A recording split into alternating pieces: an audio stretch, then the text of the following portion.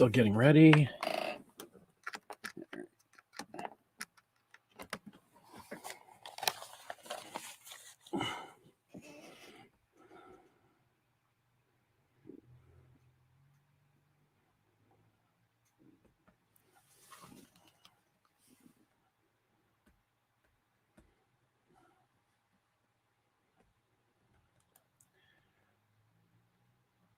So if you're listening, I'm still just getting ready. We're about to go live in about 3 minutes.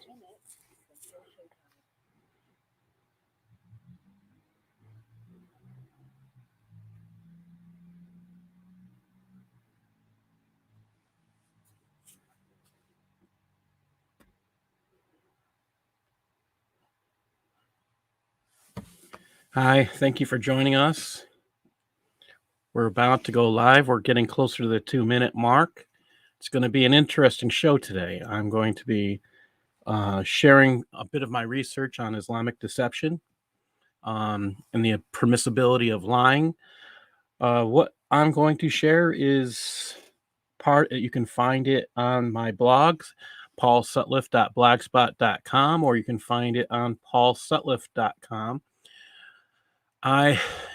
You can also find it in my most recent book, The Cancer of Civilization Jihad.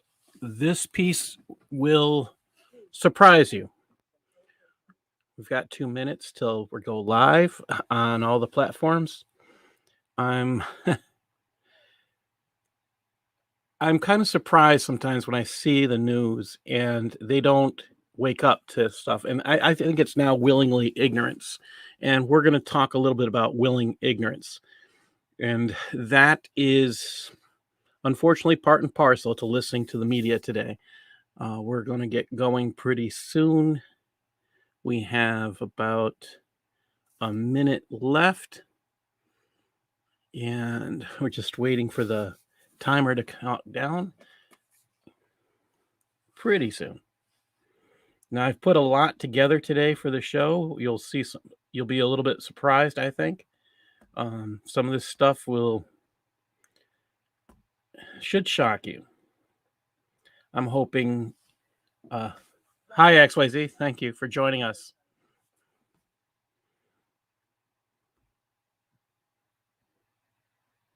And how do I make somebody a mod? Huh. I'm going to have to figure out how to add mods in here. Something I've got yet to learn.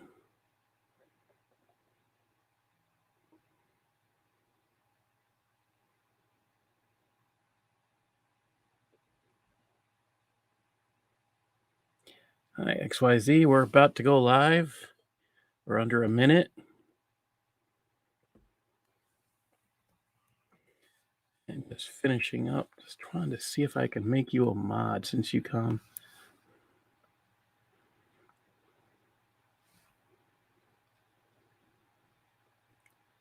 Learning new things.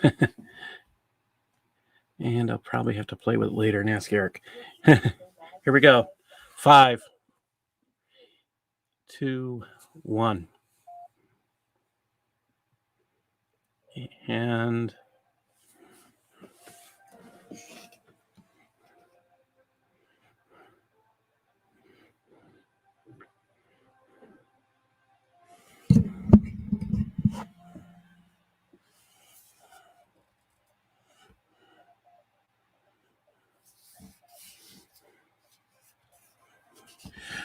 hello, welcome to the Sutliffian report. Today, I'm going to be covering permissibility of lying, thanks to places like the New York Times. Well, the New York Times is making the news for all sorts of reasons, and a newspaper should never make the news.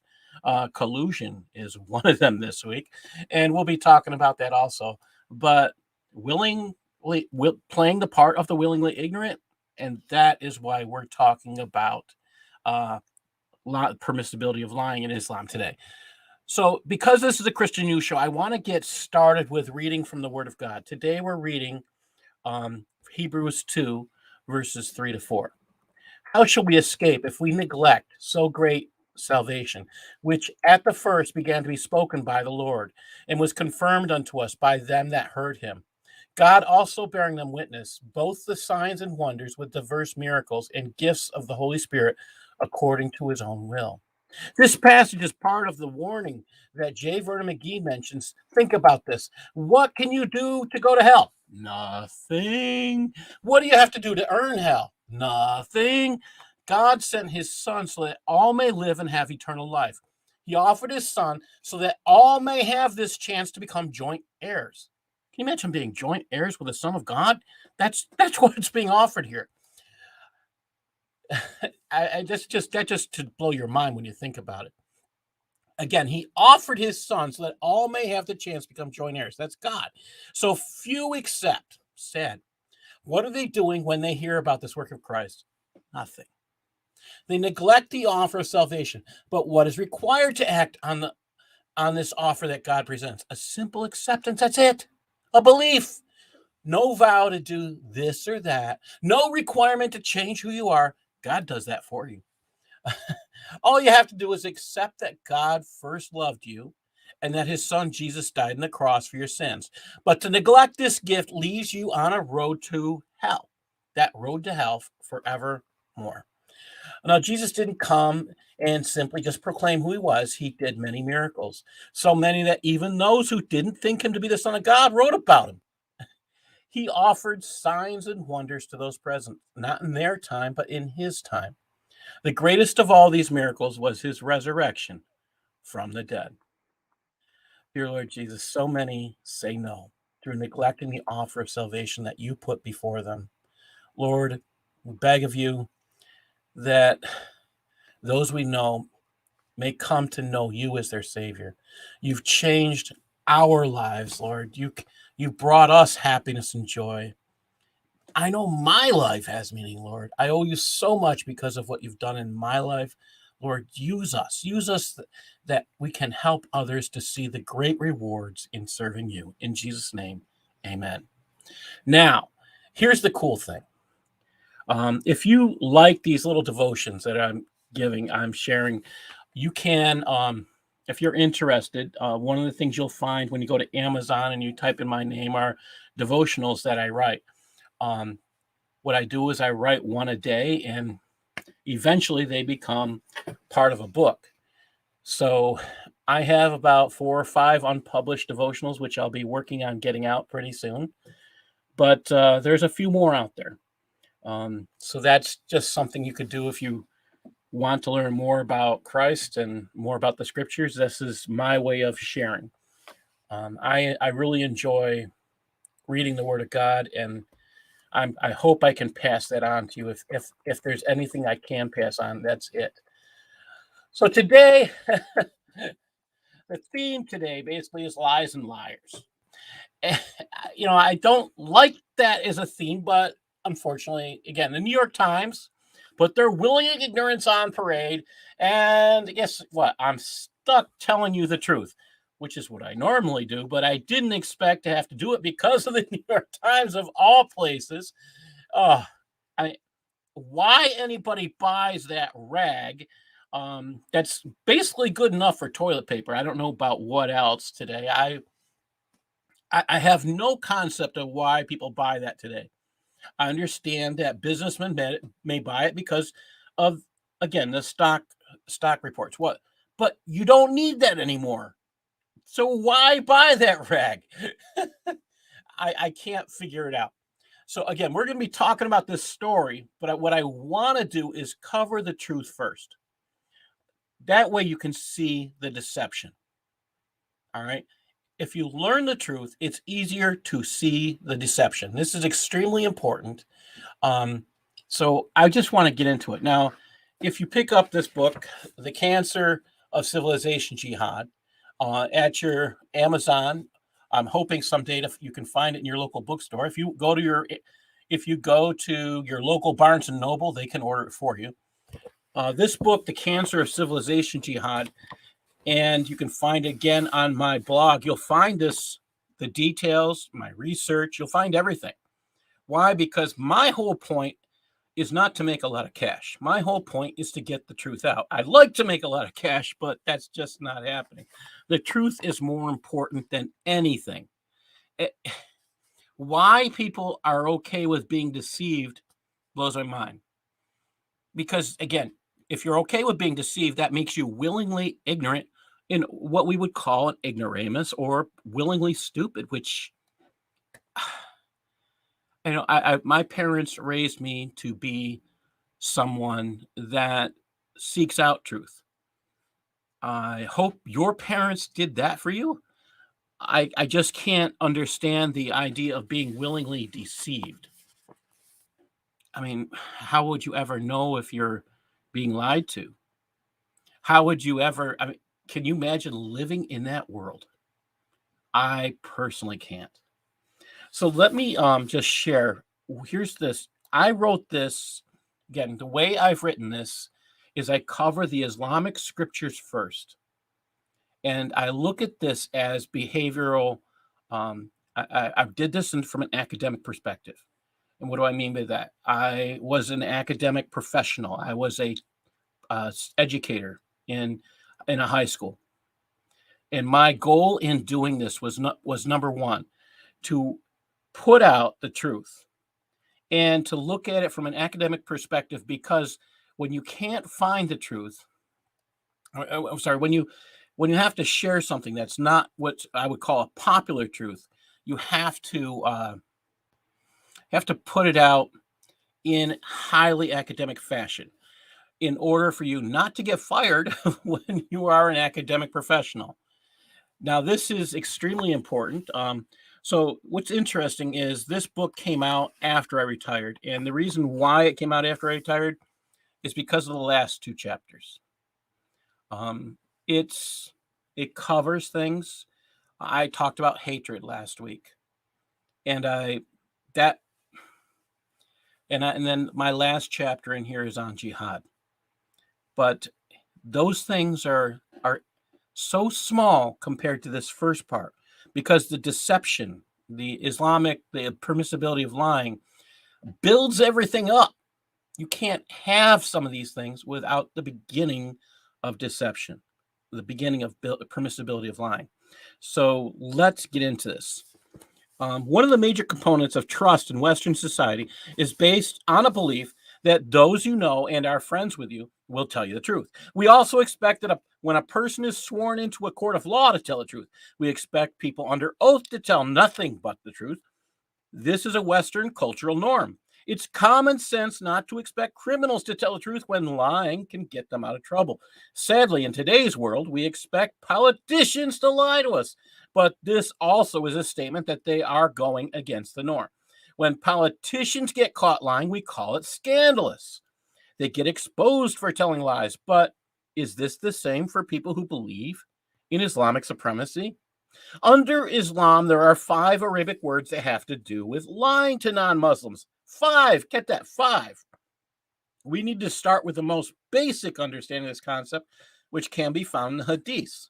Bukhari gives several examples of what Muhammad said regarding war and lying. This is important to grasp, as Islam has no problem with the deceit of those that they are at war with. This means all those within lands classified as Dar al-Harb. For Dar al-Harb, under this meaning, means the land of constant warfare. The following are 3 examples from Bukhari about the legitimacy of deceit during war. This is not to say that deceit is of no importance during war. This lays a framework for understanding, especially considering that an area which is not actively engaged in war is considered at war with Islam for simply not being Islamic.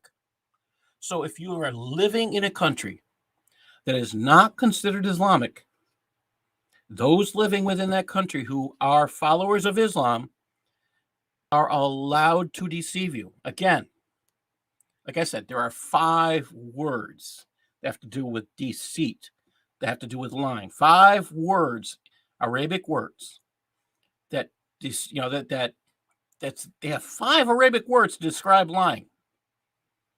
It tells you the importance of lying. So this first one comes from Bukhari, Volume 4, Book 52, number 267. narrated by Abu Huraira. The prophet said, Kosaru will be ruined, and there will be no Kosaru after him. And Caesar will surely be ruined, and there will be no Caesar after him. And you will spend their treasures in Allah's cause. He called war is deceit. Okay. Nabu, again, this is Bukhari, volume 4, book 52, number 268. Allah's apostle called war is deceit. That's volume 4, book 52, number 268. Next one. Volume 4, book 52, 269. No, these are 3 in a row, and they're all saying what? War is deceit. Okay, got 3 hadiths in a row. They all are saying war is deceit. Again, I'm not disagreeing with this premise that war is deceit, because the truth is, that the way you win a war partly is by deceit. So keep this in mind. If Islam claims that it is at war with all of Dar al-Harb, that means whatever country you live in, that is not Islamic, they're at war with you. Muhammad justifies lying to non-Muslims based on this statement, that war is deceit. This creates an environment wherever Islam is not the majority and or Sharia is not the law of the land for deceit to be justified by every Muslim when interacting with non-Muslims. Extremely, extremely important. One of those words that gets mentioned is taqiyya. We'll cover it. Again, there are 4 other words. Taqiyya, this word means it's allowable to lie to non-Muslims in order to protect Islam or to save your life. This lying may be done to further Islam by deceiving others. This belief in lying to non-Muslims is based on Surah 3, chapter 3, verse 28. Let not believers take disbelievers as allies, rather than believers. And whoever of you does that has nothing with Allah, except when taking precautions against them in prudence. And Allah warns you of himself, and to Allah is the final destination. So this verse tells Muslims not to take non-Muslims as friends unless they are in the minority and have reason to fear them. In fact, under Islam, unlike Christianity, one is allowed to deny he is a Muslim. According to the Quran, chapter 16, verse 106, it says, whoever disbelieves in Allah after his belief, except for one who is forced to renounce his religion while his heart is secure in faith. But those who willingly open their breast to disbelief, upon them is wrath from Allah, and for them is great punishment. According to the Bible, if you deny Christ before men, you will be denied by Jesus before his Father. According to Matthew 10:33, it says this. Again, this is Jesus saying it. But whosoever shall deny me before men, him will I also deny before my Father which is in heaven. Now, is this the same in Islam? Perhaps the strongest example of deceit allowed by Muhammad was deceit in order to kill al-Ashraf for him. This man had simply offended Muhammad with his words, nothing more. This is recorded in Bukhari. It's narrated by Jabir bin Abdullah. Allah's apostle said, who is willing to kill Ka'b bin al-Ashraf? Who has hurt Allah and his apostle? Thereupon Muhammad bin Maslama got up saying, O Allah's apostle, would you like that I kill him? The prophet said, yes. Muhammad bin Maslama said, then allow me to say a false thing to deceive Ka'b. The prophet said, you may say it. Then Muhammad bin Maslama went to Ka'b and said, that man, referring to Muhammad, demands sadaq, which we would pronounce today zakat, from us, and he has troubled us. I have come to borrow something from you. On that, Ka'b said, by Allah, you will get tired of him. Muhammad bin Maslama said, now, as we have found him, we do not want to leave him unless and until we see how his end is going to be. Now we want you to lend us a camel, load or two of food. Some difference between narrators about a camel load or two. Cobb said, yes, I will lend you, but you should mortgage something to me. Muhammad bin Maslama and his companions said, what do you want? Cobb replied, mortgage your women to me.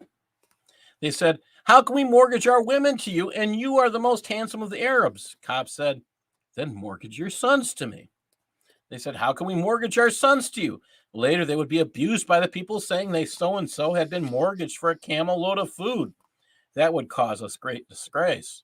But we will mortgage our arms to you. Their weapons.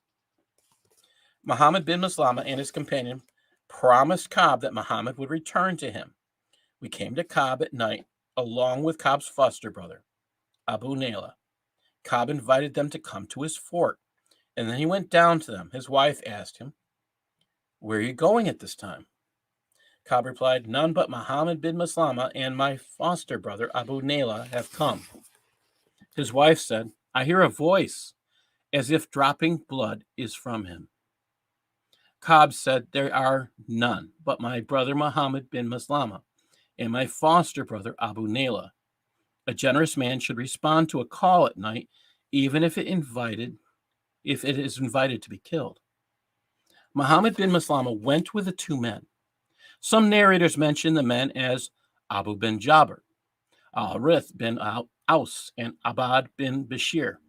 So Muhammad bin Maslama went in together with the two men and sailed to them. When Cobb comes, said to them, when Cobb comes, I will touch his hair and smell it. And when you see it, I have got a hold of his head. Strip him. I will let you smell his head. Cobb bin al-Ashraf came down to them, wrapped in his clothes and diffusing perfume. Muhammad bin Maslama said, I have never smelt a better scent than this. Cobb replied, I've got the best Arab woman who know how to use the high class of perfume. Muhammad bin Maslama requested Cobb, will you allow me to smell your head? Cobb said, yes. Muhammad smelt it and made his companions smell it as well. Then he requested Cobb again, will you let me smell your head? Cobb said, yes. When Muhammad got a strong hold of him, he said to his companions, get at him.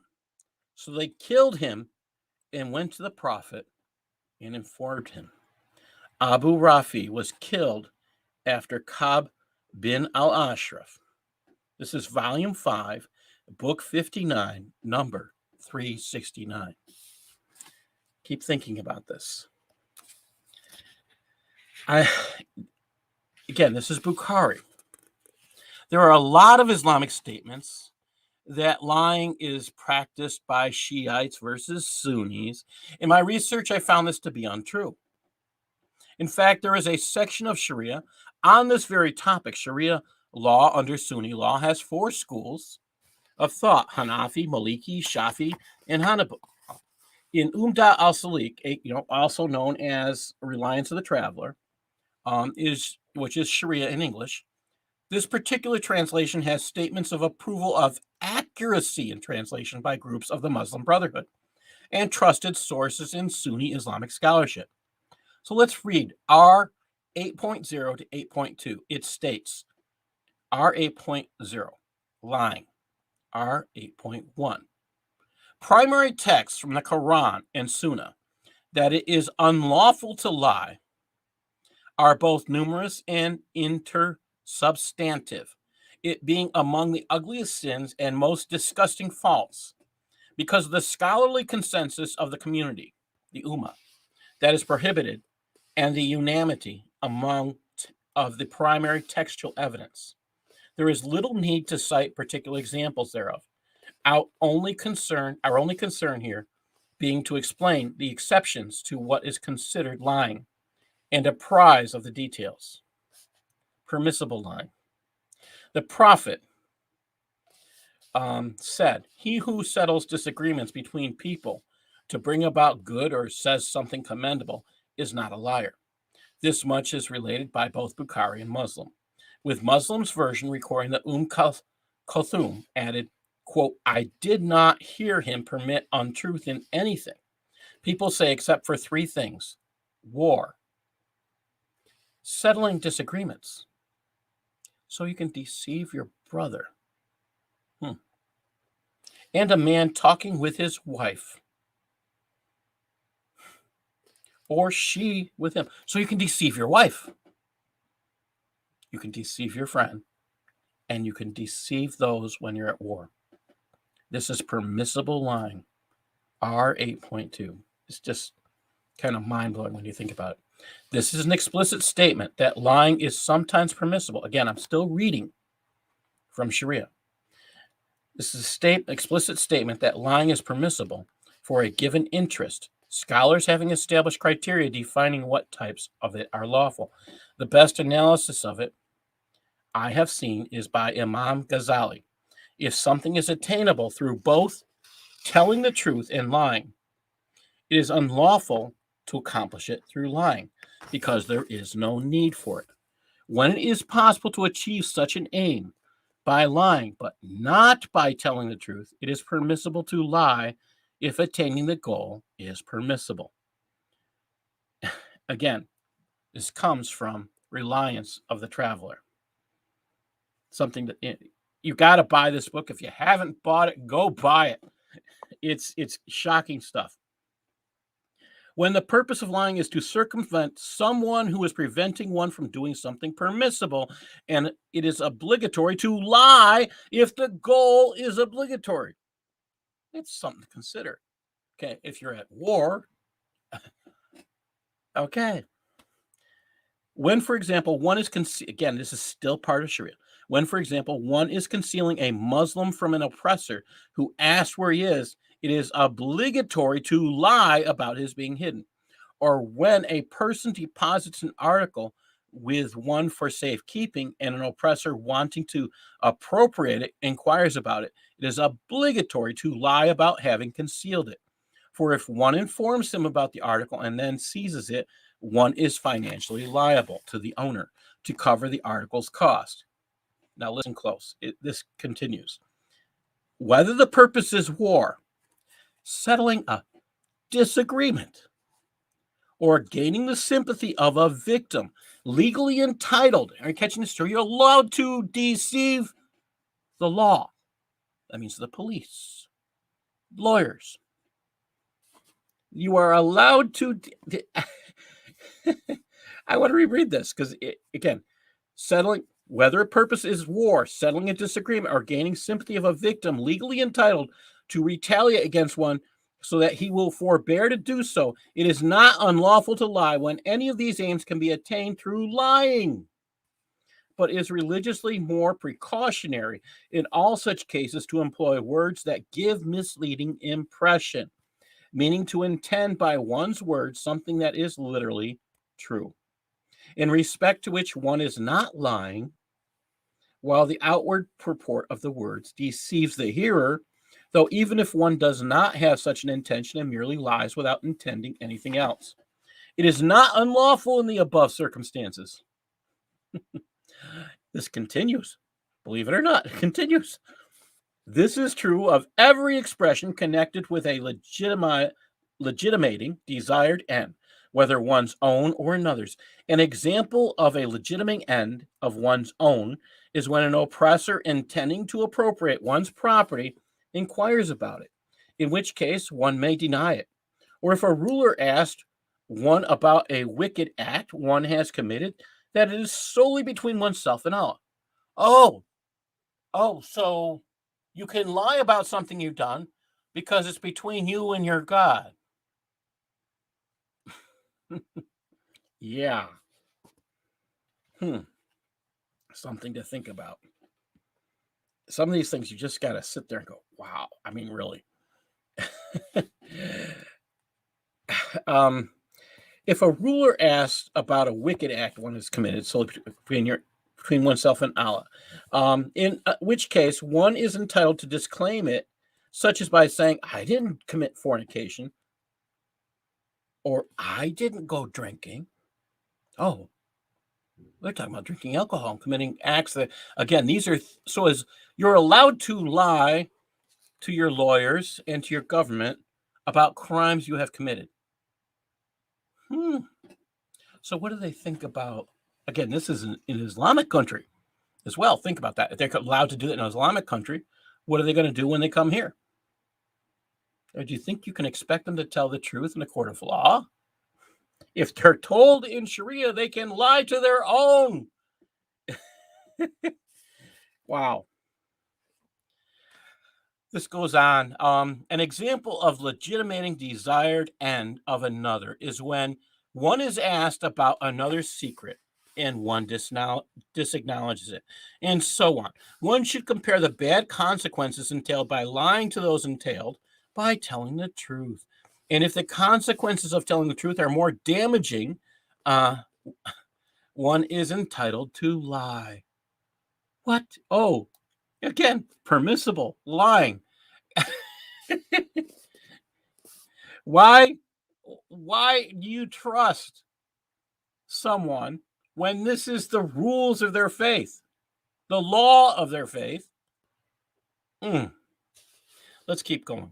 It says, whenever lying is permissible, if the factor which permits it is desired end of one's own, it is recommended not to lie.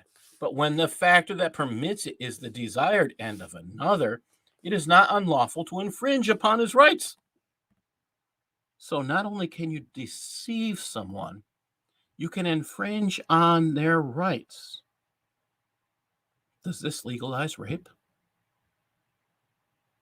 Think about all the things it would allow.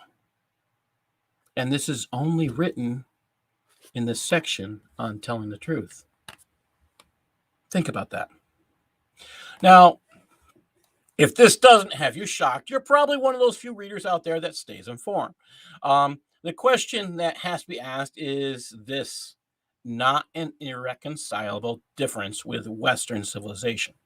Can we even trust answers on an application to immigrate to a Western country? This social norm is an affront to Western civilization as a whole. Being that it is part of Sharia, it becomes documented doctrinal belief. Now, let's examine the concept of permissible lying with the Sharia concept of darura. According to the Oxford Islamic Studies online dictionary, dura means, in legal terminology, a state of necessity on account of which one may omit doing something required by law or may do something illegal. The conditions allowing this license and the extent of the license are stipulated variously by different legal scholars. Most legal theorists agree that murder or other gross physical harm is never legitimate. But again, it said earlier, according to Darura, a Muslim may break the law, including giving false testimony if a state of necessity exists. This tells us that Muslims can believe such a state exists, and it allows them to commit crimes such as perjury, filing a false police report, falsely accusing people of Islamophobia, and much more.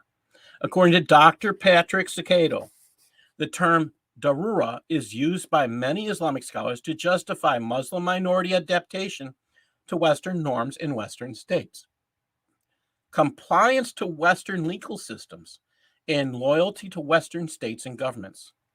Sheikh Tantawi of Al-Azhar used this argument to justify Muslims in France obeying the new prohibition on wearing veils in public institutions, especially schools.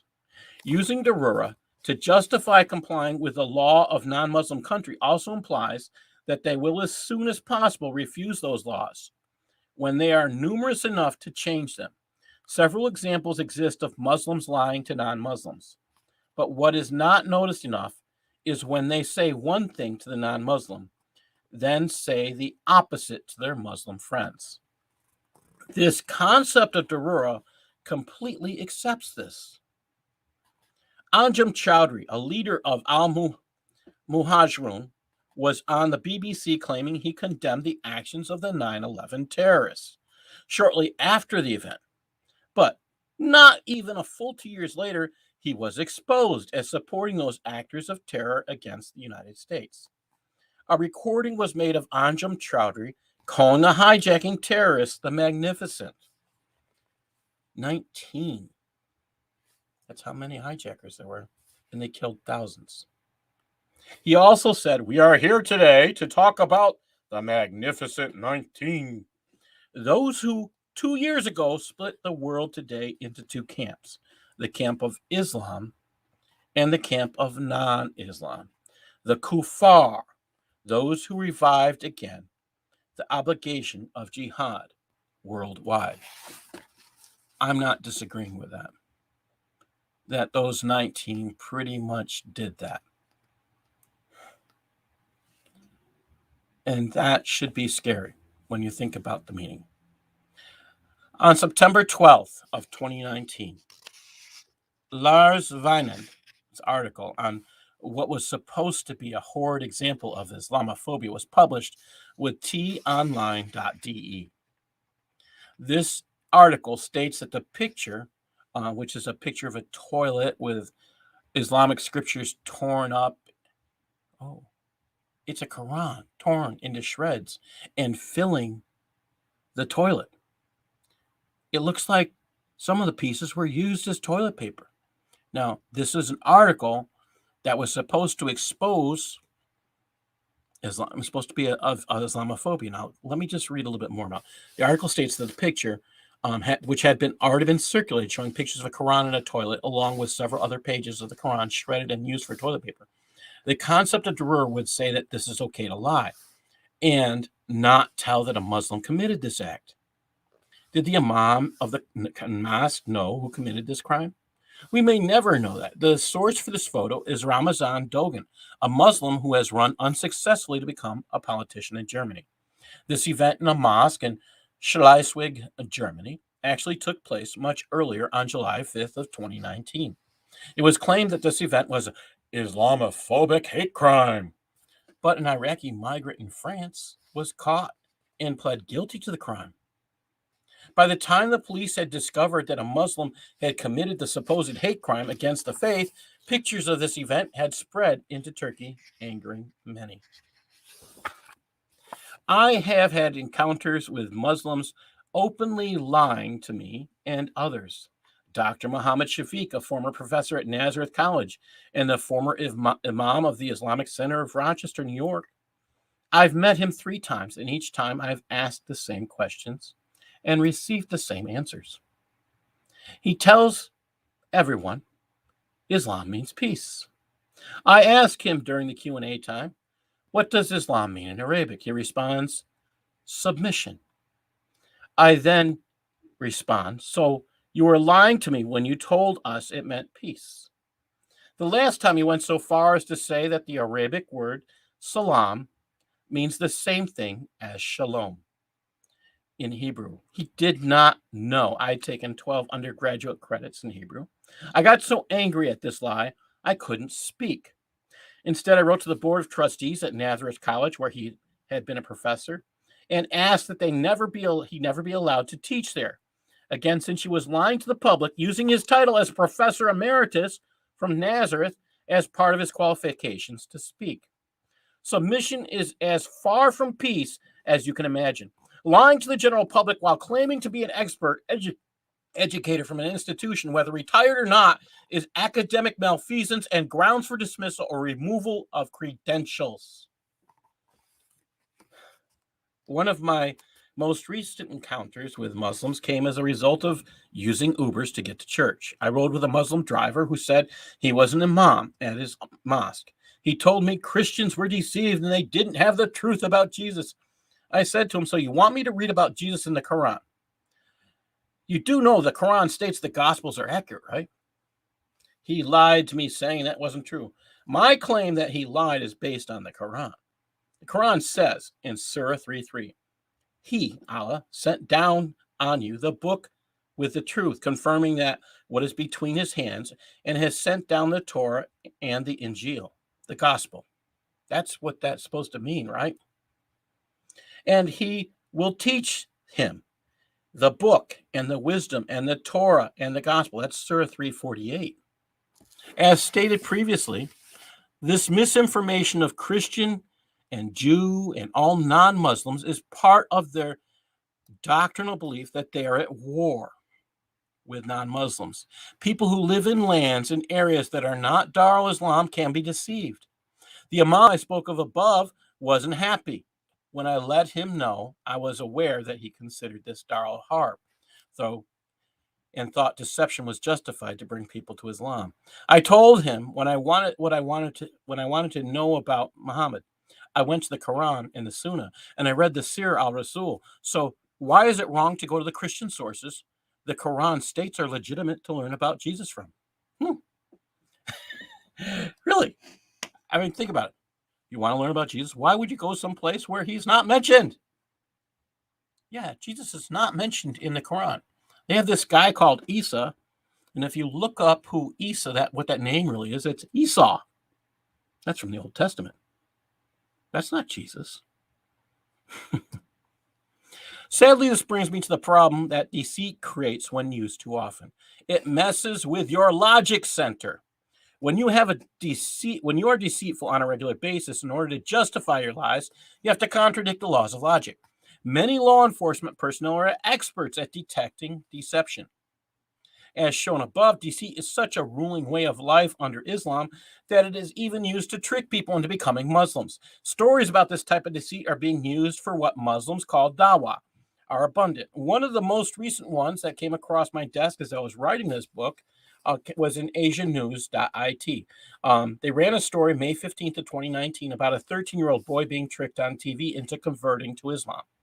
A few days earlier, on May 11th, Nihat Hatapoglu, a theologian and the rector of Gaziantep University of Science and Technology, went on a TV television show and introduced the boy, Arthur, as someone who wanted to become a Muslim with a statement he had the permission of the parents. This was a lie.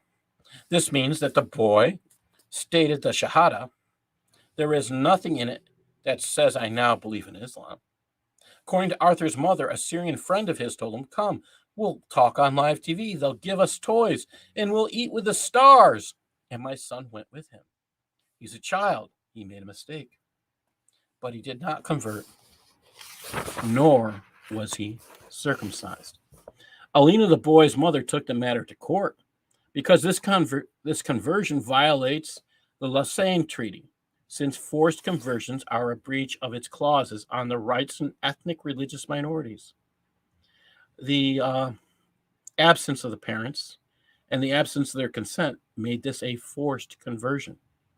Muslims even lie to other Muslims when darura, a state of necessity, exists.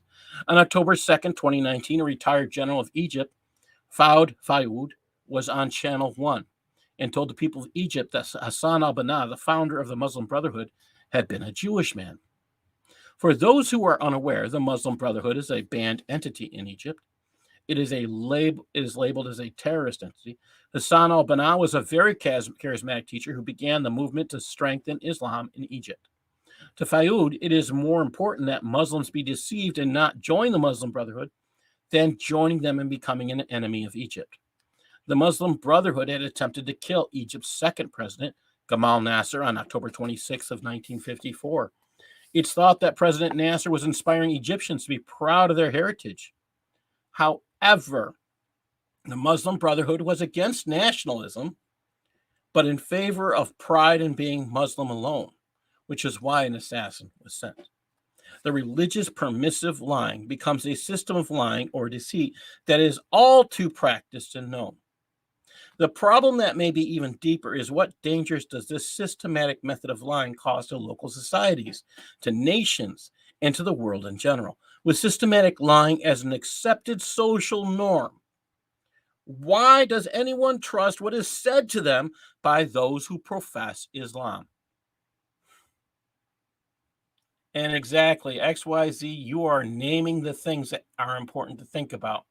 The U.S. federal judge took the oath of office on the Quran. There, Ilhan Omar and Rashida Tlaib are sworn into office on the Quran.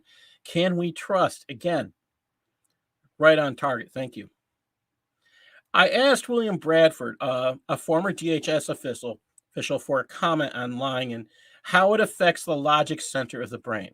Mr. Bradford, he's a noted lawyer who has been published on the rules of engagement and has served with the United States with honor as a Marine. His response was this: anytime a person lies, he or she experiences cognitive dissonance because the brain cannot hold two completely contradictory propositions at once without turmoil. Behavioral detection of lies, which is optimally done by experienced interrogators and not by a polygrapher, can reveal certain physical manifestations of cognitive dissonance. Well, as a researcher, this response set off all sorts of bells and whistles. Islam, as a religion, teaches duality as a religious concept. Their God, Allah, says one thing, then later contradicts it, which is truth becomes a problem. Muslims address contradictions in the Quran through the process of abrogation. Basically, that which was said last canon does negate that which was said previously. The Quran itself, it is inconsistent and has contradictions. For this reason, abrogation existed as stated in the Quran. The Quran even says it. So, which part of it, you have to think, you have to actually figure out which part was said last. And if you don't know, you don't know what part is truthful. So let me just read this. Quran, chapter 2, 106. It says, we do not abrogate a verse or cause to be forgotten, except that we bring forth one better than it or similar to it. Do you not know that Allah is over all things competent? So their God has to cover up the things he said that were. Are you saying, wait, is this God saying he has to change things because he said something wrong? Or he deceived people? Let's go on. Quran 16, 101. And when we substitute a verse in place of a verse, and Allah is most knowing of what he sends down, they say, you, O Muhammad, are but an inventor of lies. But most of them do not know. Again, Quran 16, 101. I'm not making this up. I'm getting it straight from the Quran, people. Holding to opposing beliefs by giving priority to one over the other is another method of deception. Unless you know the correct chronological order of the Quran, you can't know which passages supersede others. This also creates deception for many Muslims who do read the Quran, simply because they may be unaware of its chronological order. Important. Very, very important if you consider the only things that are really, really important are the things that were said last. It almost makes you think you should just read what was said last.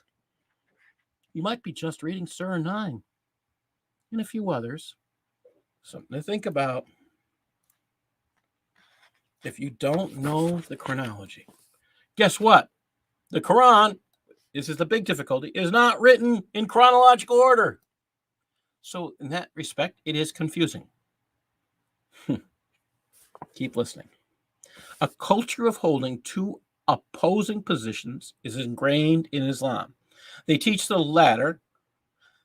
the latter teaching is true, allowing the earlier teaching to be easily dismissed. Children who became aware of the doctrine of Islam that allows contradictions to stand create a routine of teaching Muslims to accept that their God allows them to hold two opposing positions at one time. This is incredibly important because teaching this at a young age allows children to become masters of deception. This is something that really needs to be examined when you're talking about accepting people from Islamic countries into this. When you're interviewing, you're going to have difficulties discovering what is true because they are allowed to hold this thing, and they've been doing it since childhood. Again, with all this lying being permissible and the planned and expected deceiving of non-Muslims, should non-Muslim societies be open to receiving those who plan to deceive them? This concept of deceit and lying is doctrinal to Muslims. It is part of their culture, so much so that Daruda even allows them to lie to other Muslims, as I've already shown. What do you think? Is this an irreconcilable difference between cultural norms of Islam and the rest of the world? I'm not just saying Western civilization, the entire rest of the world. Can you trust? This is where I sit here and I go, wow. I mean, this is a problem. This is a huge problem when you think about it. If you can't trust someone, what are you left with? Now, I want to talk about an article that got me into this. Now, I found this article in honestreporting.com. Now, honestreporting.com is an incredibly good, one of these incredibly good sources, which I recommend to everybody. So I'm going to post this link into the YouTube link, and hopefully it'll get broadcast every place I can broadcast it. But this link should be important because I think people need to go here. Now I'm going to go here and start talking about this. Now I like this article, and I give Rachel O'Donoghue a lot of kudos for her work. She did an excellent job on this article. New York Times publishes glowing profile on notorious anti-Israel terror apologist. Now, this came out yesterday. And as I saw this, I knew immediately what I was going to talk about today. I had something else planned, but this just hit me as something I can't be quiet about. I mean, once you start thinking about these things, Honest Reporting, this article starts, Honest Reporting recently exposed media pundit and provocateur Rafat al-Alir as a proud Israel hater. He compared Israel to Nazi Germany more than 100 times, promoted modern-day blood libels, and repeatedly disseminated falsehoods about the Jewish state. Yet the New York Times is evidently unrepentant about having given a platform to al-Arir during May's Hamas-initiated conflict against Israel, as the publication has now produced a glowing feature about him that whitewashes his anti-Semitism. The November 16th article by Patrick Kingsley in Gaza, a contentious Palestinian professor calmly teaches Israeli poetry, defies belief with its gushing deceptions of al-Arir and his job teaching university students, observing that al-Arir has introduced his class to the work of an Israeli poet. Kingsley writes, now listen closely to this part. Here was an appreciation, this is New York Times.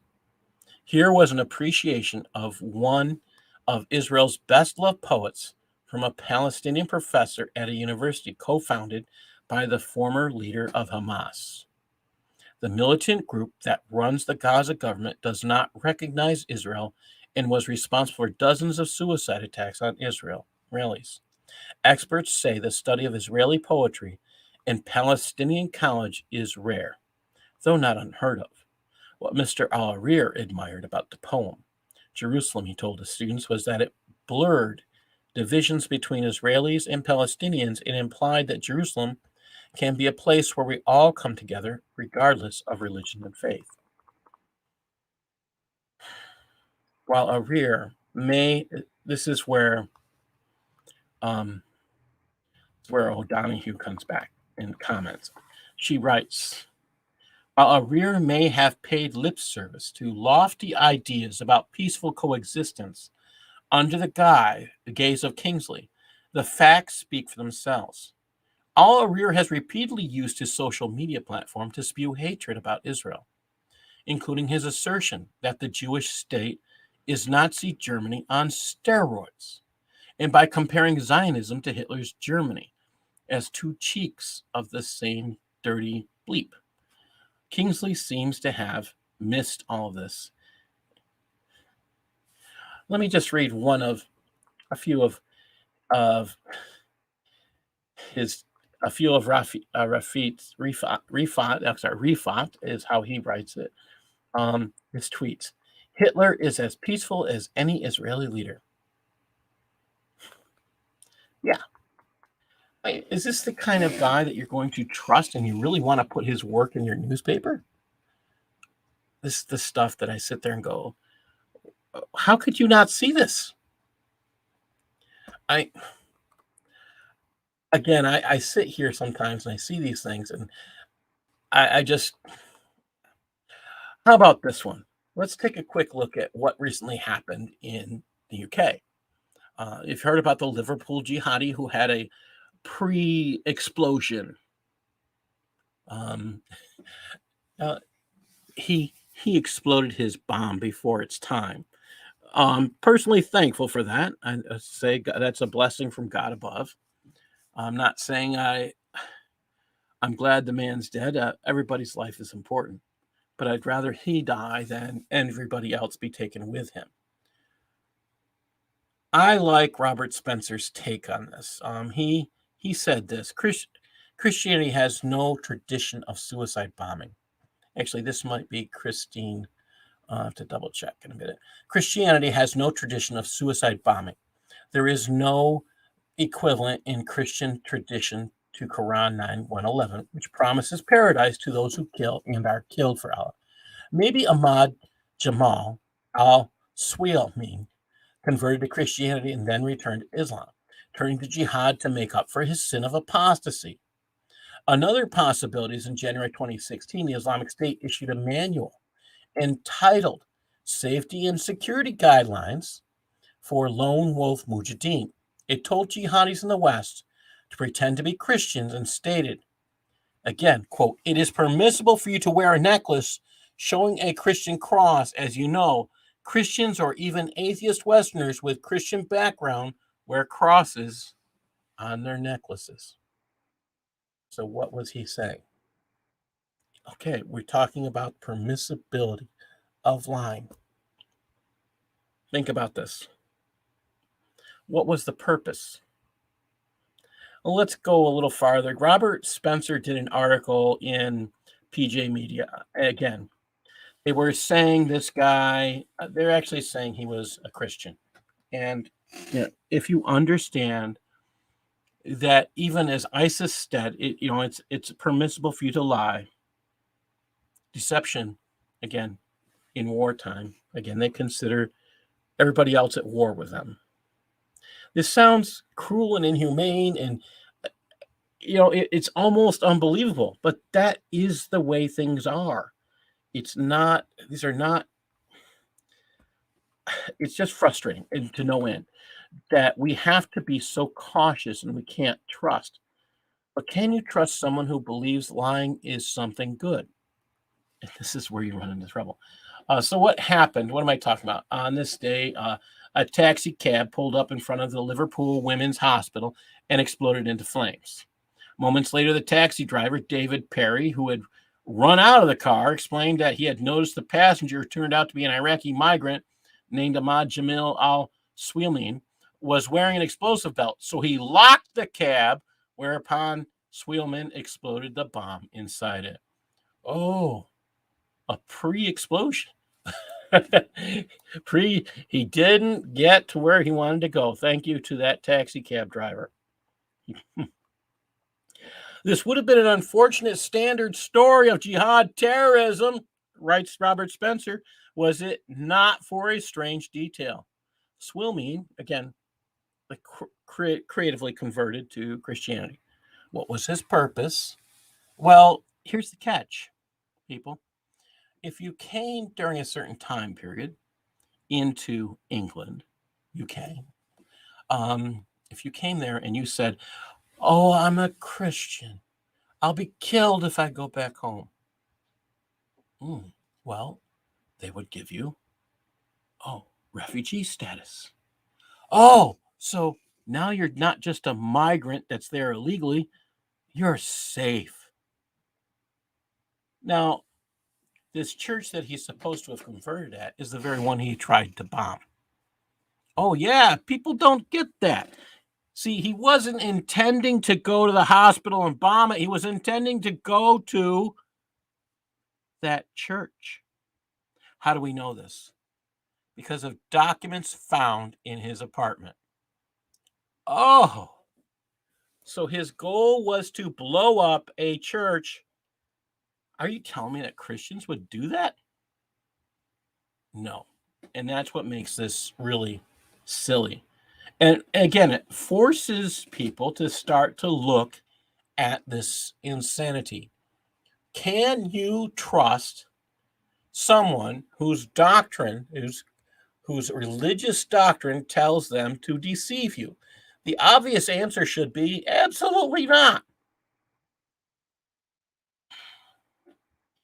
There is so much out there. It's just shocking. It is just shocking. XYZ said 5 Ds of Dawa: deceive, deny, distract, distrust, destroy. Well said. Thank you. Now, fellow New Yorkers out there, what do you think happened at 9/11? Think about that. 19 people that one of their own, who was lauded a short time later, 2 years later, when he was allowed to be more open about his beliefs, called the Magnificent 19. Deception. That is also considered a level 2 form of jihad. Level 2. It's considered word jihad. This is scary, scary stuff. It falls into that. Can you trust? One of the stories I haven't yet shared is my daughter came to me when she was in high school, and she said to me, and she was talking about jihad, and she said Muslims don't really believe all that. I said, well, it doesn't matter whether they believe it or not. It's part of their faith, and I showed her what I was talking about. And her friend in school, she thought was a friend, was lying. And she couldn't understand he was lying. And at that point, I had chosen not to learn enough. And I'm very not happy with myself when I think back. And so she chose to believe this friend.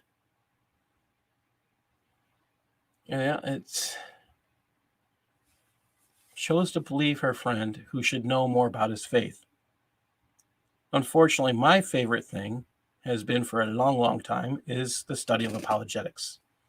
And once I get into something and I bite into it, I get into it more than most people.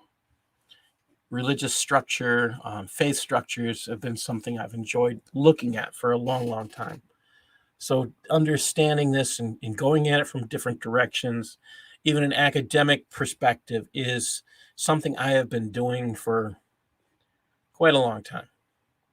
I don't even want to think about how long when I think about how old I am at this point. I do want to get into a few other topics, and I'll get back into what's happening in more on some of the evils of Islam. While I'm here, there was a lot that happened this week in the United States. One of the things that came out, the New York Post did an article on the FBI creating a threat to tag and track alleged harassment of educators. So that's actually important to think about, because the FBI is now deciding that if you go to a Board of Education meeting and you disagree with the board, you should be tracked. How would you think about that? So the FBI now considers their responsibility in getting into local politics. There isn't anything more local than a school board meeting. So the FBI thinks they have a right to investigate you for disagreeing with the Board of Education. This is almost like the expression of the concept of secret police. Again, the FBI admitted to creating threat tags to track menacing statements by parents. I I wouldn't have believed this could ever be done. A couple years ago, I would have sat there and laughed. That's never happened. Never, it'll never happen. No, no. And guess what? I would be wrong. Some of these things, again, you sit there and you go, why? How is this even possible? But that is the reality. Let's go into one other thing here. High school sports. This one I want to talk about just as soon as I'm going to read this article, and then I'm going to tell you my own personal thoughts, and I want you to think about them. This comes by MRCTV. I love MRCTV. If you have, again, for places, if you have extra cash flowing around, I always recommend buying my books. That's a way to support me. MRCTV, Jihad Watch. There are a number of organizations out there that I recommend donating to. Let me share this article by Gabriel Hayes. He writes, students suspended from high school sports for stating there are only two genders. Okay. Now, here's the truth here. If a teacher tells a lie to students, they can be dismissed for violating the code of ethics. That's built into your contract. Okay. Let me read this article now. American in 2021, a lovely smiling place where you can get suspended from school sports for saying there are only two genders. As reported by the New York Post, a male student from the Exeter High School in New Hampshire was suspended for playing in a high school football game last September for violating the school's PC speech codes. And now he's suing the school for violating his First Amendment rights. Good for him. In layman's terms, he's basically told another student that there are only two genders. They had a private argument over text about it. Then he got suspended from school sports. And because that's wildly unfair and tyrannical, the student is getting the law involved. Yes, it is. It was a private conversation. Oh, because the student got his feelings hurt, he called the school and, okay. The Post detailed the chain of events, which start with a male getting into a discussion on gender on a school bus with his friends. According to the boy's lawsuit, he and several friends were conversing about perceived difficulty in using plural pronouns for an individual in Spanish, as the language has masculine and feminine plurals. The boy's account claims that female student overheard the conversation and decided to interject that there were more than two genders. The male shot back, "No, there isn't. There's only two genders." Okay, so here's the thing. You go into a medical place and you write down you feel female. You know what they're going to write in their notes? Biologically male, if you're a male. If you're female, you go in and you tell them you feel male, they're going to write down in their notes, biologically male. Why? Well, so let's say you have some pain in your stomach. They actually need to know which gender you are to know how to best medically treat you. So whether they allow you to say you're one thing or another has nothing to do with the fact that you are one thing or another. You do not get to choose your gender. You do not. Again, there are those who will actually go through with it and cut off things and add things. But the truth is, you are only one. In order for medical professionals to correctly diagnose and treat you, that's the reality. How do I know this? I'm going to leave that quiet because that's another discussion for another day. All right, let's keep going. Some of these things I just sit here and I kind of laugh when I think about it. If you've been listening to the issues with Kyle Rittenhouse, I have a couple things to share. One of them I think is extremely important, and one of the reasons why we cannot trust places like the New York Times, places like MSNBC. Now, this article I missed. I apologize for missing it. I'm really upset when I When I say missed it, I didn't miss it last week, but I missed it reading it. This one just blew my mind. MSNBC banned from Kyle Rittenhouse trial after producer accused of following jurors. This was in the New York Post. So they have a reporter, a producer, following a bus that drops off and just takes jurors to a safer place. Whether it's to their houses, I don't know. But a bus that was doing this. And a producer was trying to take pictures of all this. What was his intent? So he got banned by this.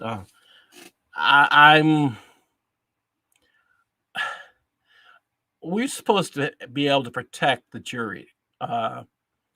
It's supposed to be an high honor to serve on a jury. And when you have commie stations like MSNBC and Communist News Network and a few others trying to destroy that, yeah. Some of these things you just sit there and go, oh my gosh, it's just insane. Let's see. Another one out there. I want to mention, we're going to start getting into a few other things that'll just blow your mind. Biden's banking chief nominee. This one, I saw this and I just started laughing. Today I have seen a lot of things. Now, if you're a banking chief, you would think that you wouldn't have caused any difficulties in your life that would keep you in trouble or put you in the limelight. Because your Senate hearing is going to reveal all that. So why would you nominate someone who has been caught shoplifting several $100s worth of material? Why would you do that? Or better yet, why would you nominate someone whose background reveals that she should never, ever, ever, ever be in a political office in the United States? And you're going to hear why. Robert Spencer did this outstanding article on the 13th. The title is Biden's Banking Chief Nominee Wants to Eliminate Your Private Bank Account. Now, I have been reading tons and tons of articles over the years that this is coming down the road. For the last 20 years, I've been reading stuff on this. I've been dismissing it, thinking it's crazy. Listen to this. This is just kind of mind-numbing. This you can find in PJ Media. On the heels of video surfacing showing her calling for the bankrupting of the oil, gas, and coal industries, another damning statement has come to light from Saul Omarva, old Joe Biden's Soviet-born nominee for comptroller of the currency. Yes, you heard that right. Comptroller of the currency. At this point, it's absolutely certain. If there was any doubt up to now, Saul Omarva is straight up Marxist-Leninist. Should a Marxist really be put in charge of regulating America's banks? And what does it say about Biden's handlers that they would nominate her for such a position? Again, Joe Biden, if you can't see it, he has dementia. So he's not the one really coming up with it. He might believe he has, because that's what happens when you have dementia. In the new video, Omarva says, imagine what would it be like if instead of being just a public option for deposit or banking, this would be actually a full transition. Full transition to what? Marxism. Quote, in other words, there'll be no more private bank deposit accounts. And all that deposit accounts will be held directly at the Fed. And there are very interesting implications from that experiment. For example, with much more direct, provocative tools, monetary policy like helicopter money, which is considered radical, primarily because economists really don't know how to manage the issue. Really? Getting rid of all the private banks? How long before they decide what you can have and not have?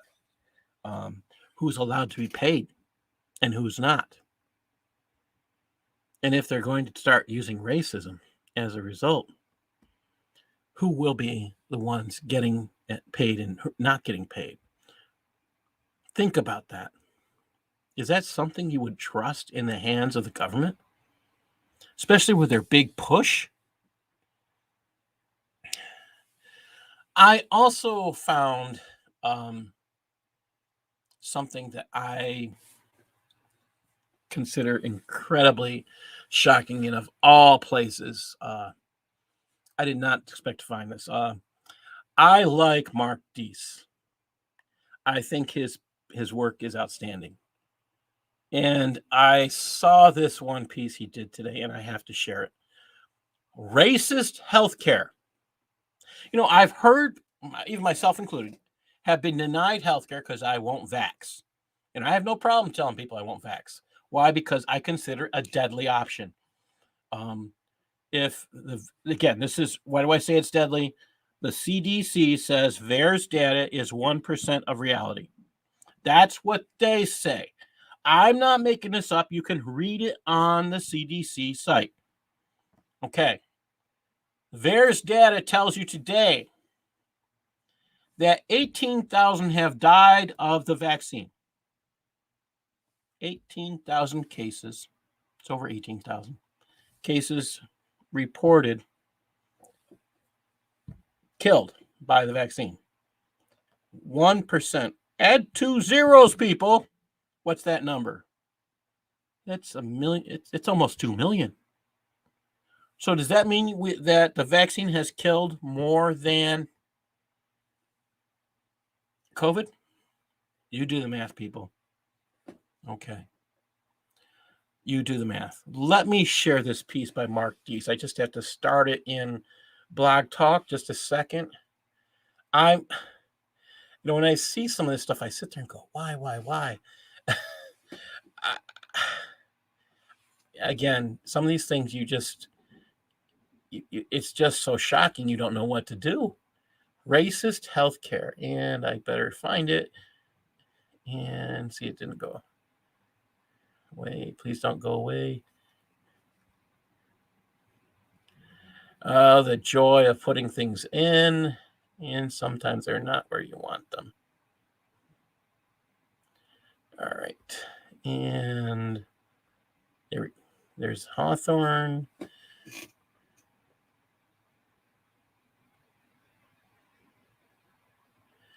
Trying to get this up. Sorry about this. Just a second. And I don't see it. So forgive me, those people on Blog Talk Radio, you're probably not going to hear anything, and I apologize. You may want to come to the YouTube where I'm playing this on StreamYard. I did put it up. I'm just going to double check what I labeled it. Just a second. And I do agree. I do agree with you, XYZ. I cannot understand why they are arresting someone. We'll talk about that in a minute, but let me share this. This is just a mind blower.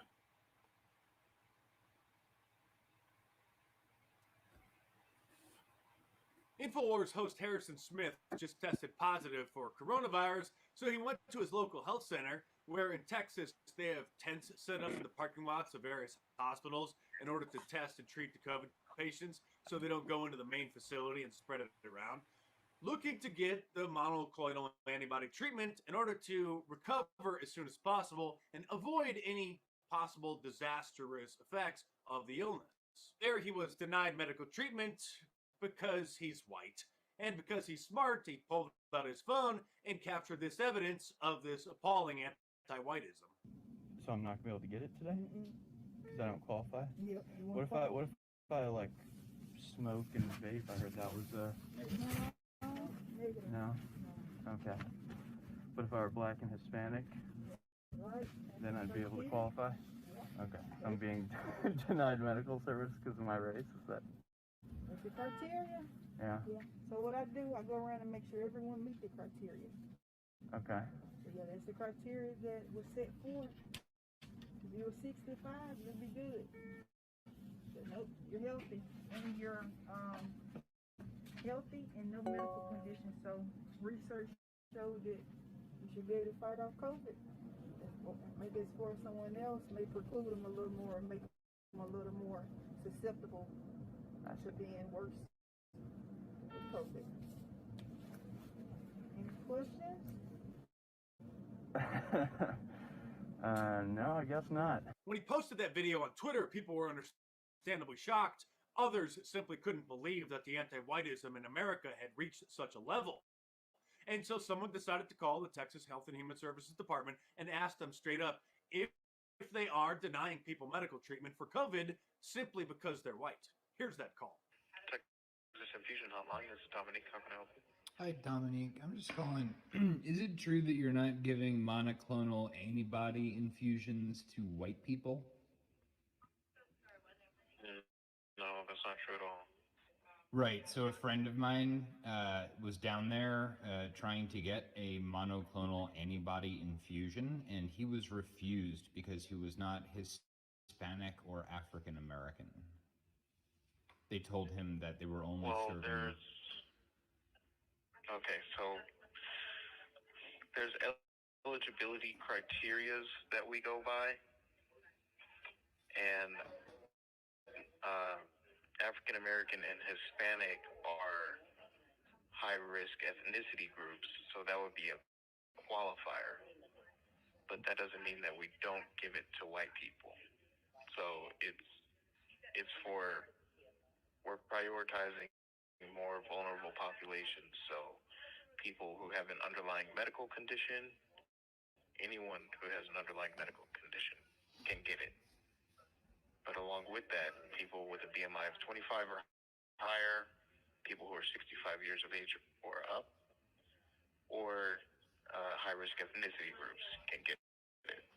So if you are a healthy, in shape Caucasian and you show up, you are not going to get an infusion? Based on the criteria that we go by right now, that is correct. That's it. Thank you.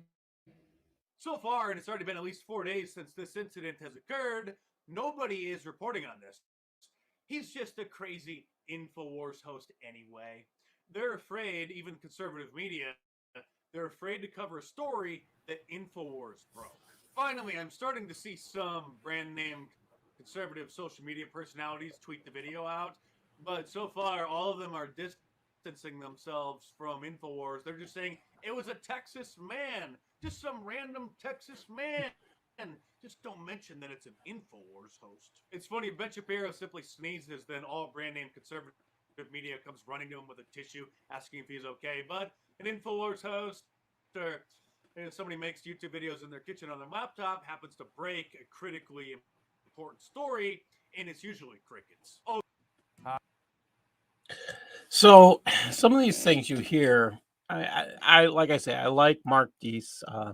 I think his work is outstanding, but I never, ever in this country, at least from the time I've been around, expected to hear of healthcare being racist. I never thought I'd hear about teachers being required to teach racist things. Required. Yes, I am telling the truth. Required. Even though New York State teachers are now telling other teachers, oh, we never required critical race theory. Okay. Then they require diversity, inclusion, and equity. And equity was usually listed last. And if you spell that out, D-I-E, that's die. So they had to rearrange the words. They now call it diversity, equity, and inclusion. Oh, because yes, if you put them in the order that they started telling you, you get die, not D-E-I. But again, that is the reality of where we're at. I did want to share one more thing on that before I get into more stuff that's happening around the world. In case you missed it this week, James O'Keefe and Project Veritas were invaded last week illegally, as far as I can see, unconstitutionally. The FBI did something in exchange for the FBI did something in exchange for the New York Times. That's how I see this. I see that they have a partnership.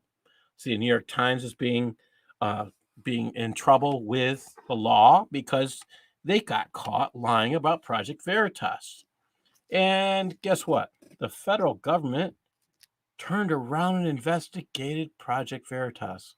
Again, for what? It makes no sense. Because first of all, I mean, unless they have proof that they were involved in a theft, yeah.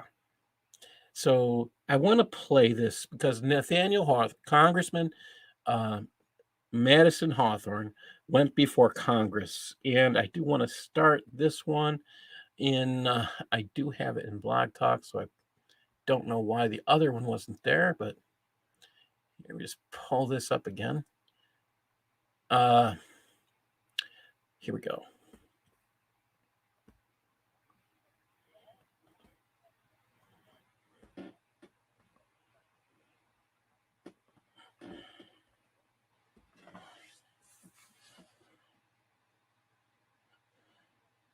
Speaker, the halls of this hallowed republic have become darkened with the smut and filth of corrupted justice. Imagine a pre-dawn raid, waking from a dead sleep in sheer terror to men with guns, screaming, searching furiously for damning evidence against their authoritarian master. This horrifying vision is not pulled from the pages of some graphic novel. This was last week's headline. A dedicated group of whistleblowing journalists, including James O'Keefe, face illegal raids by the FBI to confiscate personal cell phones and crucial documents that incriminate tyrant Joe Biden. Madam Speaker, why do you sit in silence while the White House's secret police round up dissenters? Why do you sit in silence while diligent journalists face harassment at the hands of left-wing enforcers? There is no greater tyranny than that which is perpetrated under the shield of the law and in the name of justice. The flag of freedom lies in tatters when liberty is crushed beneath the heavy hand of totalitarian regime. Hear my message loud and clear. The American people will raise the flag of freedom, and will fly high again very soon. With that, I yield back. People, I think the words of Madison Hawthorne should be repeated all over the world. He is exactly right. And he's quoting some incredibly great people. And I look at that and I'm like, wow, why can't we get this truth out? I thought his words were perfect, well timed, and well said. So had to share that today. Now let's talk about Europe. I want to go over there. I'm skipping Canada today, but let me share this one. Convicted terrorist with links to Paris attack mastermind arrested at the Bulgarian border. Now, if you're paying attention to the news this week, there are some serious issues with Bulgaria and with the Hijra. The Hijra does go through Bulgaria a lot. What am I talking about, Hijra? Hijra is the Muslim migration to a non-Muslim land for the purpose of jihad. Unless the Hijra, the only permissible reason for going to a non-Muslim land, again, if you want to pick up my book, The Cancer of Civilization Jihad, and that first chapter is on migration. Pick it up. You will be shocked, appalled, or you can go to paulsutliff.com and read the section on the Hijra. You can also go to paulsutliff.blogspot.com and read on that. This stuff blows people's minds.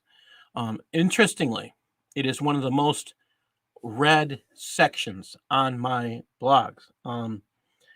I think that is entirely because it's well researched and documented. That's what I try to do my best to get the research out. And I'm not just listening to one source or two sources. I'm keeping my mind open and brain open to finding as many sources as I can on materials. All right, so let's get back to this. Convicted terrorist with links to Paris attacks mastermind arrested at Bulgarian border. This is by Euronews. A man convicted of terrorism in Belgium has been arrested trying to enter Bulgaria, authorities have said. The suspect was detained on Wednesday during a special operation involving border police, the Bulgarian prosecutor's office said in a statement. The man is wanted in connection with 20-year prison sentence for terrorism in another European country. Prosecutors also said the suspect had been given a prison sentence of 9 years and 5 months in Turkey on terrorism charges. So we're up to 29 years worth of charges, right? Bulgarian media have identified this man at the as Yasin Lakiri, who allegedly has ties to Aldehmat Aboud, the mastermind of the November 2015 attacks in Paris. A source close to the investigation affirmed to AFP that the man arrested in Bulgaria was Lakiri. In 2015, he was sentenced in absentia by a Brussels court in trial in an alleged Islamist recruitment network. Meanwhile, the Belgian Federal Prosecutor's Office said they were preparing an extradition order. Paris is preparing to mark the 6th anniversary of the terror attacks that killed 130 people. 130 people. This is why terrorism should never be a crime. 20 years, 9 years. What did he do? He's responsible for the murder of people. The charge should be murder. This is why I disagree with the crime called terrorism, because most of what these people get are 20 years. Really? Think you're going to change the ideals of a person after 20 years? We're talking about religious ideals, religious views. Let's go to the UK. Again, we have to keep in mind that today's theme has to do with deception. I want you to pay real close attention to this article. It came from The Guardian. A man who wore a Hamas t-shirt in Golders Green admits terrorism offenses. Listen closely. Faris al-Jayoussi wore shirts supporting banned Palestinian groups in areas of London with large Jewish population.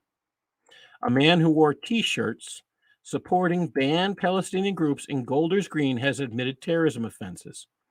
Faras al-Jusi, 34, pled guilty to 4 counts of wearing an article supporting a proscribed organization at Westminster Magistrates Court on Friday. The charges relate to him wearing T-shirts supporting the Izz ad-Din al-Qassam brigades, the military wing of Hamas, and Palestinian Islamic Jihad. Both groups are proscribed as terror organizations in the UK. 3 of these charges relate to Jayoussi wearing the garment in Golden Green, an area of North London which is a large Jewish population, on 8th and 9th of June this year. Okay. Let me get down to it. This guy pled guilty, and then they let him go home, stating that he's been diagnosed with autism. Really? Does autism negate? I mean, if they're saying he didn't have the mental ability to decide what he was wearing, who gave him those shirts? And did his parents think it was okay for him to wear those shirts? I don't care if he's 34. I understand that there are people who are incapacitated as adults. But again, who is watching this person? Who's responsible for this person? Should his parents face these charges? Absolutely. Absolutely. What's going on? Why is this stuff not being discussed? Oh, well, let him go because he has autism. Really? If you're saying that, if he was autistic and he couldn't know any better, again, who gave this stuff to him?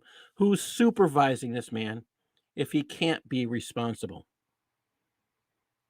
These are things to think about, people.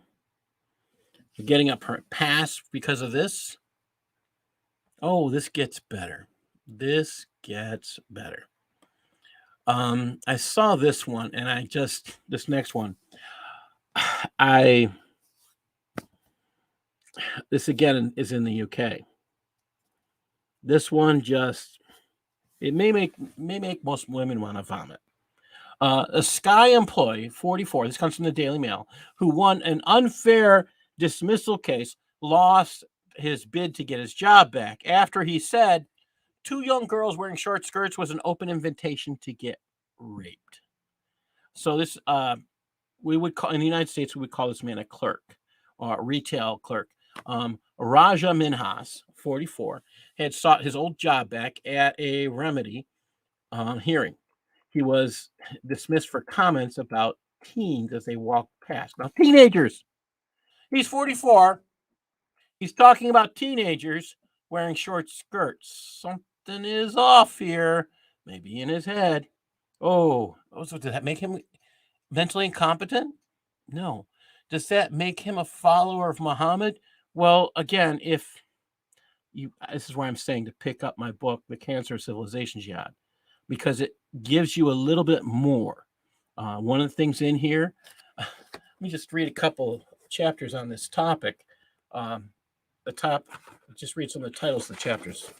Are women considered less than equals in Islamic social norms? Are Muslim women required to wear the hijab? Do Islamic social norms make men see women as intellectual equals or sexual objects of pleasure?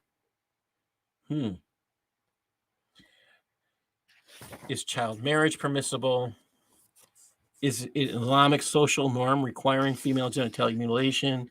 Is it an Islamic social norm that non-Muslim women are sexual prey for any Muslim man? Think about that. All right, let's get back to this article. A Sky employee who was dismissed after telling a colleague if two young girls wearing short skirts were raped, it would be their own fault, has lost his bid to get his job back.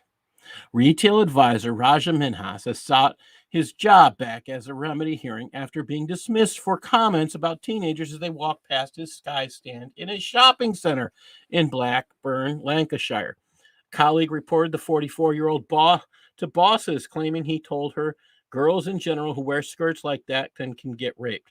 It's their own fault, the hearing was told. The alleged comment sparked a heated row with his fellow employees. Mia Clementi, who said she would rethink what she would wear when she worked with him again. Really, would you trust yourself around this man if you were near him? If you were a female, would you trust that he wouldn't rape you if you wore a short skirt?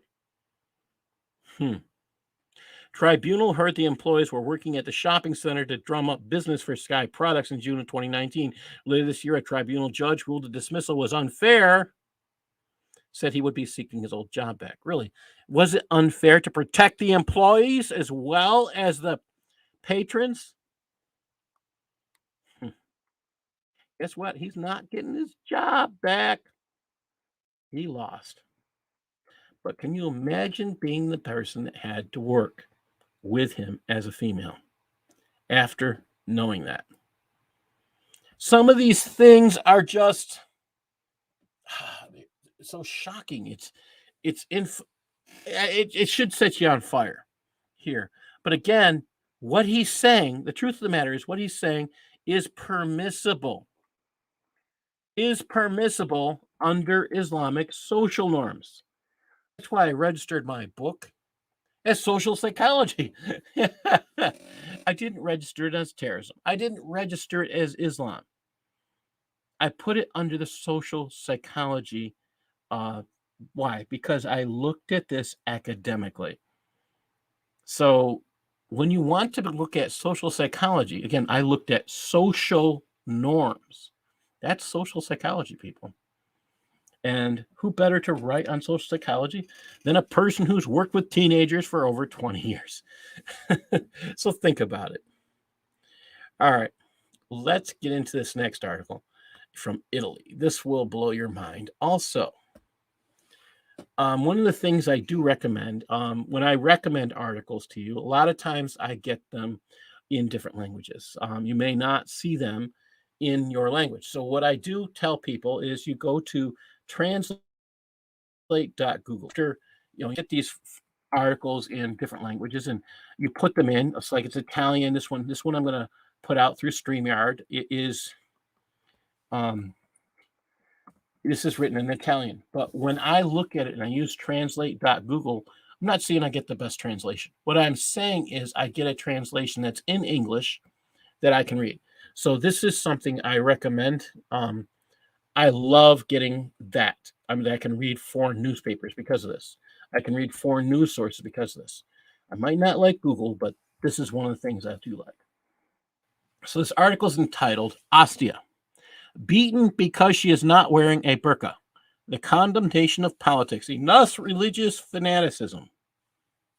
Listen closely, people. This is from Italy. And this happened November 15th, 3 days ago. Incidents such as that of Ostia must be immediately reported, and the victims must feel secure in the total support of the state. That's kind of scary when you think about it, the wording. Well, it's not here in the United States we're talking about. Ostia. She was beaten by her family because she refused to wear the burqa. And for this reason, a 14-year-old living with her family in Ostia decided to denounce the continuous attacks she suffered because she did not want to conform to Islamic culture. Aggressions that would not only involve the brother, but also the mother. And politics, local and national, took sides in defense of the young woman, condemning what happened on the Roman coast. The shameful assault suffered in Ostia by a teenager, originally from Bangladesh, by her mother and brother because she refused to wear the burqa and follow the precepts of Islam, with greater intensity, is unacceptable and must be strongly condemned.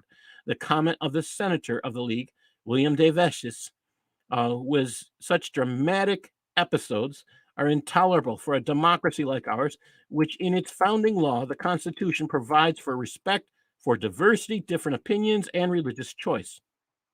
Oh, but in Islam, that's not allowed, religious choice. Think about that. Again, you want to find more, please go. If you don't know enough about what I'm talking about, I suggest if you have questions about the religious choice issue, go back and listen to last week's show, the live show. We'll go back and listen to that. You'll learn about Islam and hate, and that pretty much addresses this. Let's continue. This article states that, unfortunately, it's a current issue in which we must not look the other way. On the contrary, we need to do serious awareness raising work. Laws and human dignity must be respected by everyone. Okay, who are we talking about in particular? We're talking about Muslims respecting the laws of the country. What are we talking about? What kind of laws? We're talking about laws that say you have a right to think the way you want to think. You have a right to choose which faith structure you want to follow. But in Islam, again, if that's not permissible, you're in trouble. Why? Because you're disagreeing with the precepts of Islam. Again, that gives them reason to be at war. Oh. Now, this stuff I'm sharing, again, if you would like, you want to support my work, I do recommend buying the book, The Cancer of Civilization Jihad. And the big thing I need from readers is reviews. So shockingly, this book has been out almost a year and has no reviews. So I'm looking for people to do reviews. I don't care who you are. I just want an honest review. It's all I'm asking for. Now, I'm getting near the end of the show, believe it or not. And this one, I'm going to go back. This article, I cannot go by without laughing. If you are familiar, last week's show, I talked about Biden's incredibly stupid appointment of a man that's supposed to be talking about religious freedom and persecution, how his ambassador that has to do with religious freedom will not help Christians or Jews or anybody but Muslims. And we can see that this week with Anthony Blinken's changes that he has created. I'm just going to read to you the press statement that came out yesterday on the religious freedom designations. I'm just going to read you from the government site.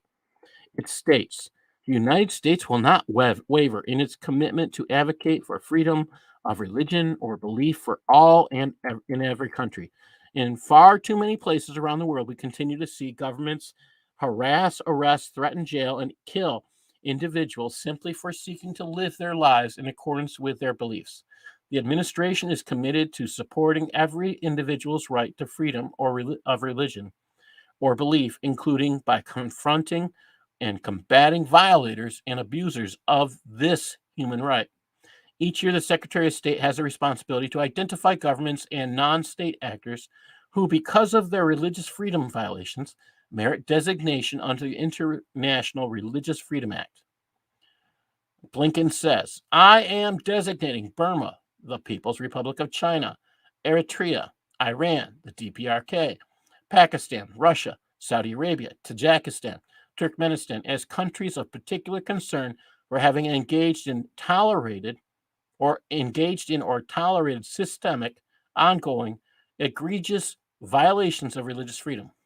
I am also placing Algeria, Comoros, Cuba, Nicaragua on a special watch list for governments that have engaged in or tolerated severe violations of religious freedom. Finally, I'm designating Al-Shabaab, Boko Haram, Hayat Tahrir al-Sham, the Houthis, ISIS Greater Sahara, ISIS West Africa, Jamaat Nasir al-Islam, Muslim, and the Taliban as entities of particular concern. Did you hear that? Particular concern. Okay, so who's in charge of Afghanistan? The Taliban. Okay, go back. Did he list Afghanistan in his original statement? No. How could you miss that? So who's getting protected here that we thought was going to happen? They were protecting Islam. Again. So, with that said, the Biden regime, which came out swinging for jihad when it started running for office, is now protecting Islam. Let's pay attention to how Yahoo covered this. Now, this kind of made me laugh. Let me just read the headline from Yahoo. U.S. removes Nigeria from religious freedom list. Were we talking about religious freedom or religious persecution? Again, yeah, we're talking about religious persecution. So, under this belief structure of Biden, Nigeria was removed from the list of extreme concern. Remember, where were the girls taken from? What was Nigeria? Those girls, there's 200 or 300 girls that were stolen, kidnapped, sold as sex slaves, sold as wives, given away as slaves. Yeah, we know. But that's okay with Biden. Yeah, it's okay with Biden. Let me keep going here. Let's talk about another thing that happened in Nigeria. And some of these things you just sit here and go, why? How is this even possible? And Nigeria. Another thing that happened in Nigeria this past week. Actually, this is a month old when I picked it up off of I picked this off of Robert Spencer's Jihad Watch site this week, but it happened this October. And this just tells you how much Nigeria is now infiltrated by Islam. Nigeria's accountant general bought a bride who is 45 years younger. Bought a bride. It was a forced marriage. Now, again, let's just guess at how old she is. I'm going to tell you his age. Again, this is a Nigerian paper, national daily newspaper. And this came out October 5th of 2021. They're saying he is 45 years older. He's 61 years old. She is 16 years old. He bought her. It's his fifth wife. Do you buy brides? I want you to think about this. Are the parents happy? Is she happy? Well, the family seems to be kicking against the marriage, but nothing changes.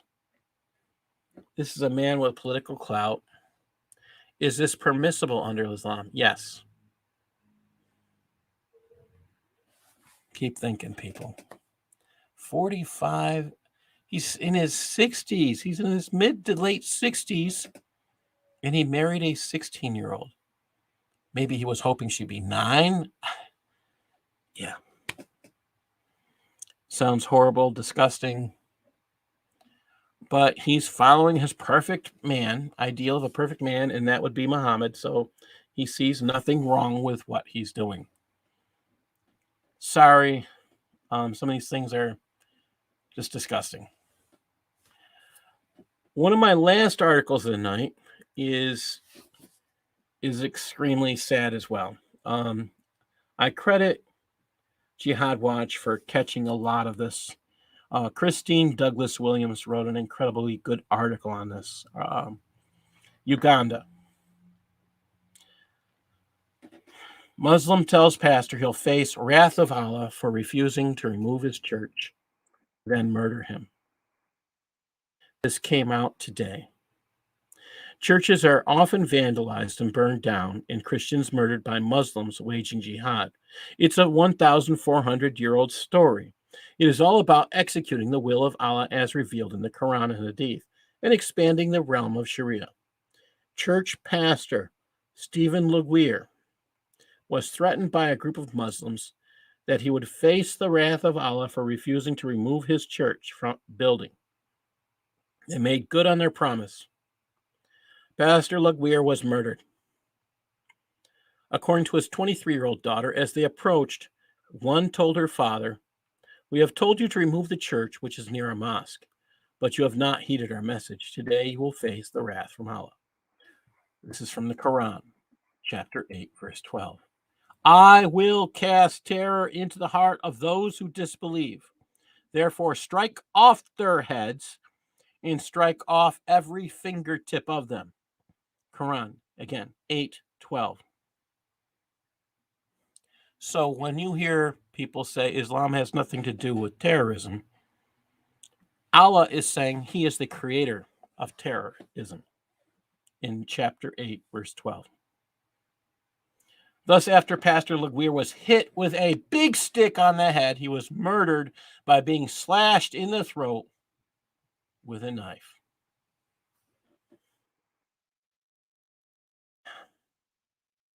And this source was Morning Star News, and his 23-year-old daughter. Yeah. His 23-year-old daughter had to share this news. This pastor had been untying his sheep from a tree trunk when 3 men dressed in Islamic attire shouted at them, and in a language unknown to her, said her daughter, Brenda Laguerre. They were brandishing long knives and blunt objects, and one yelled that Pastor Laguerre was a kafir who had harmed the religion of Allah, she said. Laguerre said that they approached. One told her father, "We have told you to remove the church, which is near our mosque, but you haven't heeded our message. Today you'll face the wrath of Allah." Then one of the assailants hit her dad with a big stick in the head, and he fell down, and another slashed his throat. So the women fled, so they wouldn't be killed. This is acceptable in Islam. How can we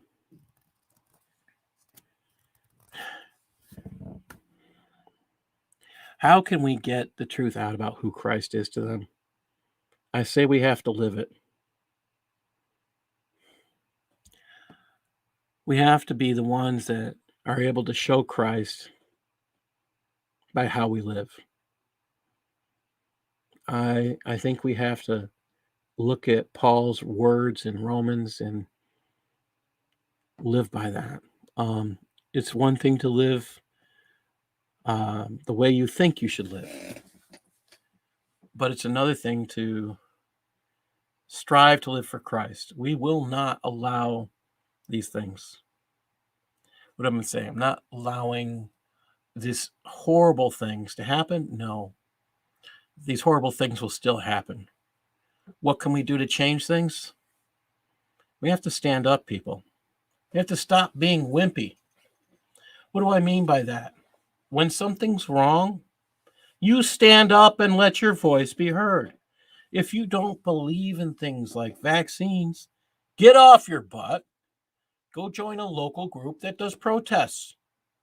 If you think things are wrong, get yourself in public office and start working on changing things. I see so many things I want to be involved in, and I wish I could get involved in a lot of things, but I can't do everything. I felt God wanted me to change the message of my show from being just about Islam, which it was for close to 5 years. 3 years at least. But it was 4 years. I felt God changing this in January of 2020. And then, I changed the name of the show to the Sutliffian Report. It was called the Civilization Jihad Awareness, then changed to the Sutliffian Report.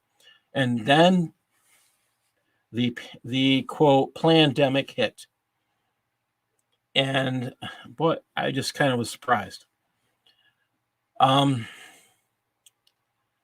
We need to do more to reach out to those who do not yet know Christ. We have a responsibility to live it first.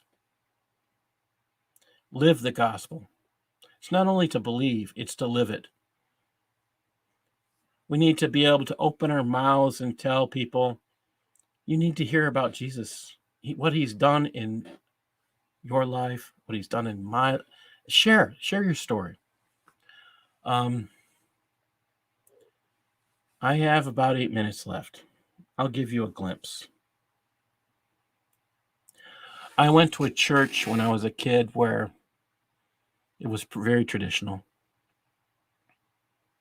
And a lot of the kids would, after the youth group got together, would go out in the woods and engage in things that would not be considered Christian. And I made a choice that I wanted to join them. I was going to join them after the church retreat was over. And during that church retreat, I had a vision of heaven. Scared the crap out of me. I kid you not, scared me so much I thought I was going to die. I cried that entire week. People thought I was nuts. Well, you know what? It didn't matter to me. Didn't matter to me because the only thing that mattered to me is what I saw and not knowing what to do about it. And before I went to sleep that night, I decided I was going to make a choice for Christ. And I didn't even know what that meant. And here I was going to a church. It says something about where it was and what I was growing up in that I didn't know. That bothers me the more I think about it. But made that choice. My life is better and different. I'm not saying I've always been a great person. I haven't. I'm still growing. But it does an impact on your life. Now, when you make a choice for Christ, you have to live it. That's the hardest thing. It's one thing to believe. It's another thing to live it. When you do both together, you can change things. You can do things that you would never expect. And you can see God's promise in things that you'd never expect. I'm going to keep giving this message, I think, telling people to wake up, to watch, because there's just too much that we can't be quiet about. Now, I want to tell you about some great shows out there. We have out there are some great people who work with the Global Patriot Radio Show. out the radio network. Tomorrow we have Dr. Andrew Herod. He's on at noon. I'm giving the Eastern Standard Time. 10 o'clock on Saturday, we have Usama Dakdak. Sometimes I'm in the background. Pretty soon I'm going to be a guest on the show. So please do listen to Usama Dakdak. I do go and listen to him quite a lot. I learn a lot from him. You can come back Sunday and Tuesday with Erica Kafiristan. Oh my gosh. Crossing the Crescent discussion group here. Outstanding. I never cease to learn when I'm listening to them. I'm always impressed. Eric does outstanding research. You don't find enough scholars. Eric's not, this is the thing. Eric talks to the average person. And this is one of the reasons why I like him. His group talk to the average person. They don't go out and address things on a scholarly level, but yet they have done scholarly research. So they deserve a lot of credit. You find somebody out there that thinks they can challenge them, I'd love to see it. Go invite them. Come back Monday. We have Alan Vito, the Real Radio Men, Vito Esposito show. Come listen to that. And then Wednesday, we have Hank of Polysports. And I want to say thank you for listening. If you're here in the StreamYard, I'm going to cut it out because I have to. I can't play the music on this. God bless you all. Thank you for listening. Goodbye. Yeah.